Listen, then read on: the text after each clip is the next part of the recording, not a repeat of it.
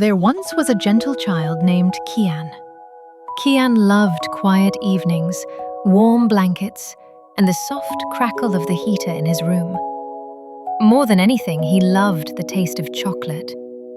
Not the kind you gobble quickly, but the kind you let melt slowly on your tongue, like a tiny, sweet secret. One rainy night, Kian lay in bed listening to the soft tap of raindrops on the window. He held his favorite little piece of chocolate in his hand, saving it for one last taste before sleep.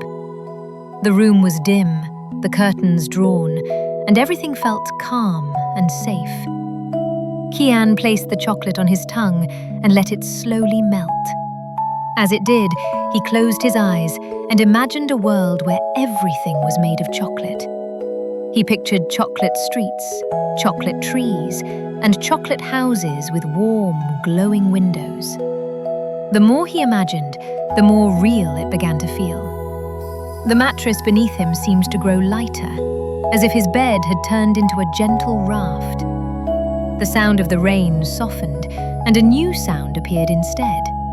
A quiet, silky ripple, like liquid chocolate moving in a slow river. Kian opened his eyes, and his room was gone. He was sitting on a smooth chocolate boat, drifting down a wide, shimmering river of warm cocoa. The air smelled of cocoa and vanilla and something soft and sweet, like sugar dust floating in the breeze. Above him, the sky was a soft purple, sprinkled with stars that glowed like tiny pieces of rock sugar. Kian touched the side of the boat.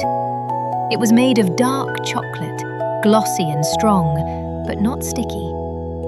He trailed his fingers in the cocoa river.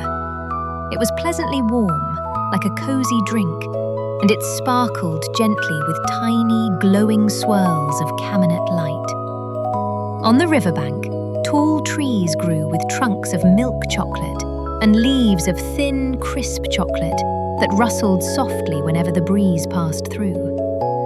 Some trees grew fruit that looked like round truffles, each wrapped in delicate foil that glimmered like stars. A soft voice floated over the water, as gentle as the river itself. "Welcome, Kian," it said. "You've arrived at the chocolate kingdom." Kian turned and saw a figure standing at the front of the boat. It was not a person exactly, but a tall shape made of swirling cocoa mist, wrapped in a coat that looked like folded chocolate wrappers. Its eyes glowed kindly, like two pieces of warm amber. "Who are you?" Kian asked, not frightened at all. Everything here felt too gentle to be scary. "I am Mallow," the figure replied, "keeper of the chocolate kingdom. When someone tastes chocolate and imagines kindly, the river sometimes brings them here. Tonight it has brought you." Kian smiled shyly. "Is everything here really made of chocolate?" "Almost everything," Mallow said. "But chocolate alone can be too sweet, so we mix it with calm and kindness and quiet dreams. Would you like to see our kingdom?" Kian nodded, and the boat moved forward without a sound. The cocoa river carried them past a small island where marshmallow flowers grew in clusters. Their petals were soft and pillowy, and they glowed faintly from within. Little drops of golden syrup hung from their centers like morning dew. They drifted under a bridge made of layered wafers. It arched overhead in crisp, careful lines, and every so often, a crumb of sweetness floated softly down into the river. On the other side of the bridge, the river widened and the view opened up. There, spread gently across the landscape, was the Chocolate Kingdom. Chocolate houses with round doors and gentle, curved roofs stood in neat rows. Some roofs looked like smooth chocolate bars. Others were covered in white chocolate tiles that gleamed like soft moonlight. The streets were paved with cocoa stones, each one shaped like a tiny square of chocolate, but firm enough to walk on without leaving footprints. In the distance rose the chocolate castle. Its tall towers were made of dark and milk chocolate, swirled together in slow, marbled patterns. Windows of clear sugar glass sparkled softly. From the highest tower, ribbons of steam drifted upward, carrying the smell of warm cocoa and cinnamon. Mallow guided the boat to a small dock made of sturdy biscuit planks. Kian stepped onto it carefully. The dock felt firm, yet somehow comforting, like walking on a cookie that had been baked just right. "Come," Mallow said. "We'll walk slowly. There's no hurry in the Chocolate Kingdom. Everything here moves at the pace of a deep, calm breath." They walked along a path lined with chocolate trees. Tiny sugar birds, shaped like simple silhouettes, rested on the branches. They did not chirp loudly, but hummed soft, gentle notes that sounded like someone humming to themselves while stirring hot cocoa. Kian and Mallow passed a small fountain where thick streams of chocolate poured in slow, steady ribbons into a round basin. The basin's edges were made of layered biscuit circles. A soft caramel light shone from beneath the surface, making the chocolate glimmer like a pool of melted sunset. "Can we taste anything?" Kian asked in a quiet voice, almost whispering, as if not to disturb the calm. "You may taste," Mallow said. "But remember, here chocolate is not for rushing. It is for noticing. Take tiny bites, breathe slowly, and listen to what the sweetness tells you." Kian broke off a small corner of the biscuit fountain edge and tasted it. It was crisp and gentle, not too sweet, with a comforting warmth. He let it melt slowly on his tongue and felt his shoulders relax, as if the whole kingdom was inviting him to rest. They moved on and found themselves in a chocolate garden. Paths of cocoa powder traced soft lines between flower beds. In one bed, chocolate roses grew with petals delicate as lace. In another, there were peppermint leaves, pale green and frosted, that gave the air a cool, refreshing touch. In the center of the garden stood a tree unlike the others. Its trunk was made of dark chocolate, smooth and strong, but its branches held leaves of different kinds of chocolate: milk, white, ruby, and even a gentle golden chocolate that glowed softly. Hanging from the branches were tiny bells made of sugar glass. "What tree is this?" Kian asked, his voice filled with quiet wonder. "This is the memory tree," Mallow said. "Every visitor who comes to the Chocolate Kingdom leaves a gentle memory here. When the wind passes through, the bells ring softly and remind us of all the kind thoughts that have touched this place." As they watched, a small breeze wound its way through the branches. The sugar bells chimed in the lightest, most delicate music Kian had ever heard. It sounded like whispered laughter, hushed lullabies, and the rustle of wrapping paper opened slowly. "Would you like to leave a memory?" Mallow asked. "What do I do?" Kian asked. "Close your eyes," Mallow said gently. "Think of a quiet moment that makes you feel safe. It could be a hug, or a kind word, or a night when you felt especially cozy and calm. Hold that memory in your mind like a tiny piece of chocolate. Then let it float from you to the tree." Kian closed his eyes. He thought of nights at home when the rain tapped softly on the window, when his blanket was warm, and his parents' voices drifted gently from the next room. He thought of the quiet comfort of knowing they were there, even when he was falling asleep. He imagined that feeling turning into a small, bright piece of chocolate in his hands. In his mind, he let it go. It rose like a little light and floated toward the memory tree, settling onto one of the branches. When Kian opened his eyes, a new sugar bell hung there, glimmering softly. It chimed once, a clear, gentle note, then joined the quiet music of the others. "Your memory will stay here," Mallow said. "Whenever the wind moves through the branches, your feeling of safety will travel through the kingdom. It will soften the edges of anyone's worry who happens to listen." Kian smiled, feeling a warm glow in his chest.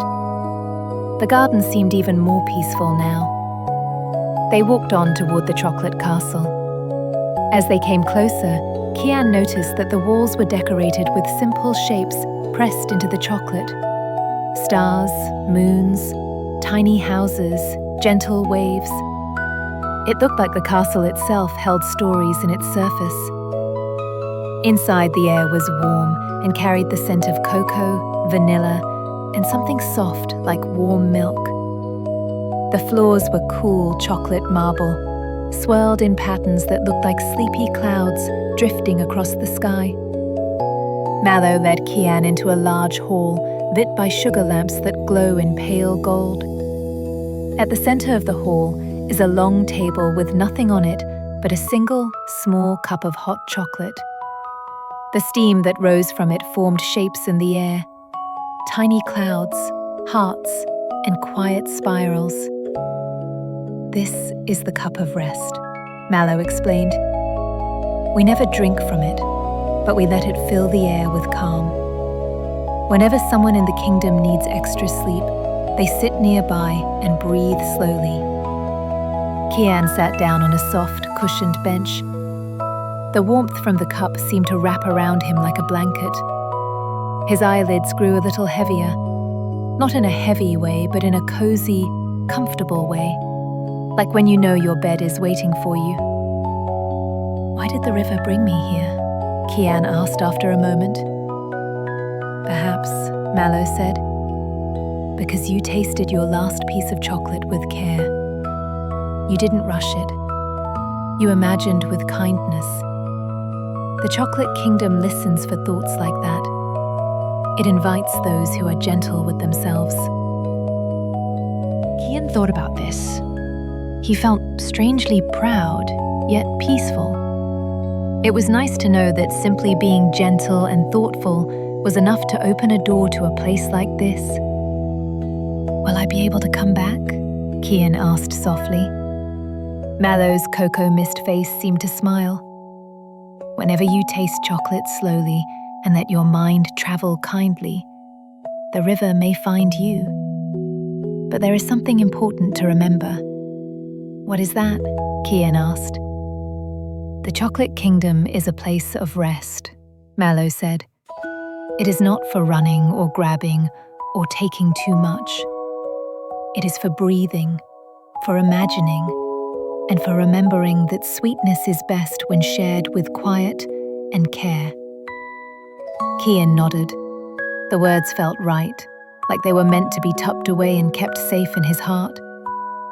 The warm air in the hall grew even softer. The sugar lamps seemed to dim a little, not darkening but settling, like someone closing their eyes halfway. The distant sound of the cocoa river drifting outside was slow and steady, like a calm heartbeat. "Kian," Mallow said gently, "it is nearly time for you to rest in your own bed again, but you may take one small piece of the kingdom with you." Mallow held out their hand, and from the cocoa mist formed a tiny square of chocolate, wrapped in silver paper that shimmered like starlight. "This is not for eating," Mallow said. "Keep it near your bed. When you look at it or hold it, remember how calm the chocolate river sounded, how softly the sugar bells chimed, and how safe you felt here. Let it remind you that rest is a kind of sweetness too." Kian accepted the little silver-wrapped chocolate and held it carefully in his palm. As he did, the edges of the room began to blur. The chocolate castle grew softer, as if it were turning back into a dream. "Thank you," Kian whispered. sleep well," Mallow replied. "And remember, go slowly, breathe gently, and let your thoughts be kind." The sound of the cocoa river faded into the soft patter of rain. The sugar lamps faded into the dim glow of his nightlight at home. The chocolate bench beneath him became his bed again, warm and familiar. Kian opened his eyes and found himself lying in his own room. The last taste of chocolate still lingered faintly on his tongue. In his hand, he held a tiny, silver-wrapped piece of chocolate, just as Mallow had given him. He smiled, feeling the same warmth in his chest that he had felt in the chocolate kingdom. He placed the little chocolate on his bedside table, right next to his lamp, where he could see it whenever he wanted. The rain outside tapped a gentle rhythm. His blanket felt extra soft. Kian took a slow breath in and a slow breath out, remembering the cocoa river, the memory tree, and the quiet music of the sugar bells. As his eyes grew heavy, he knew that even if he did not return to the chocolate kingdom every night, the calm he had found there would stay with him. It rested in his chest like a tiny, sweet glow, making his thoughts soft and peaceful. Kian let his eyes close. His last waking thought was of the crescent moon over the chocolate castle, shining calmly over a world made of gentle sweetness. And then, very quietly, he drifted into sleep.